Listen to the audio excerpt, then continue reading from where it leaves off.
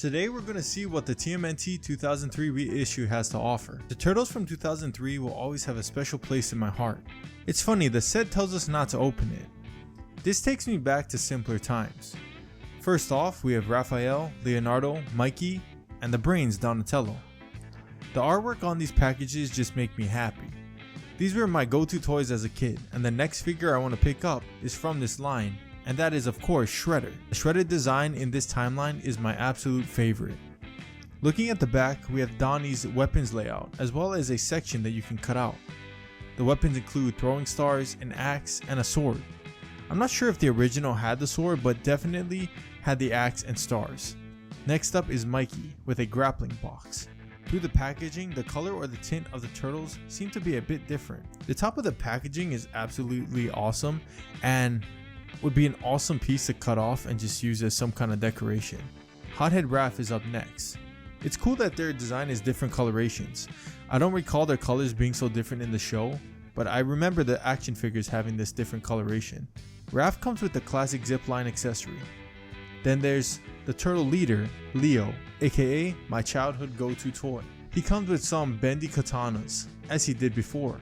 As you can see, the boys are posable. It's no easy task though, due to their feet not being exactly flat. Arms are a tad bit stiff, but movable. I remember as a kid playing with these with my cousin, and he ate this off of Donnie's head, which as a kid under 10, I was not happy about.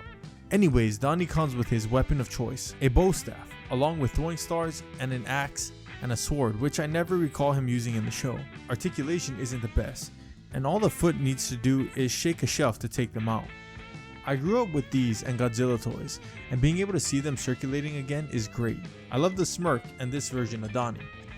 I was just watching the 2012 TMNT, and the newer versions really lean into Donnie being a brainiac. This Donnie, however, had the perfect balance.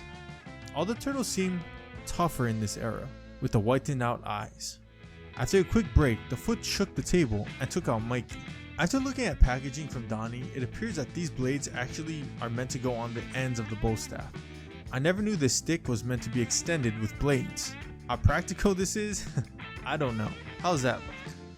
Next up is Angry Raph, which is very fitting as he is the hothead of the group. The shell design looks to be slightly different than what I remember. I know it won't be a one-to-one and the molds look to be the same, but it could just be the color or the finish that these turtles have. The sides are bendy and well detailed. The arms definitely need to be warmed up as they're quite stiff. Here's Raph hitting him most muscular. Now let's move on to Mikey.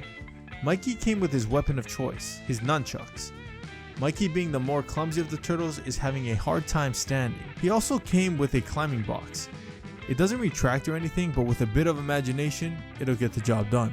As a kid, I never kept the weapons out because they'd always get lost, but Mikey's nunchuck was always stuck in his belt and never got lost. I remember hearing that the turtles' weapons of choice was given by Splinter for specific reasons.